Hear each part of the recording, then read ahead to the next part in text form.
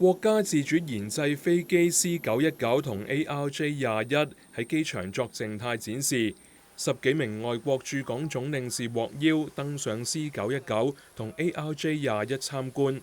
It's awesome. It's always a great news for people who have to be traveling around. I found very interesting and very nice that there's a lot of extra space in between the seats in coach. You can see here everything. It seems that is very high end in terms of technology, and definitely they're going to have a new strong competitor here.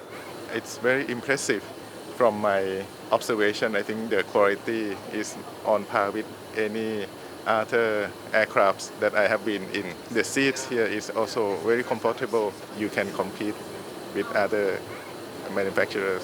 除咗多國領事，亦都有中學生獲邀參觀，教師更加實地教授航空物理知識。佢哋就頭先答嘅時候呢，我都覺得佢都真係知道原來中國都有啲新嘅發展喎。咁呢個都係我哋帶同學嚟嘅其中一個目的啦。我同佢即係解釋一下，譬如飛機飛行嘅原理咁樣。咁佢哋都會追問一啲嘅，譬如話再跟進嘅點解會係咁樣㗎？或者係點解咁樣就飛到啊咁樣？可以現實咁體會到，即係見到嗰個機翼嘅設計，同埋可以令到嗰個抽象化變得真實咯。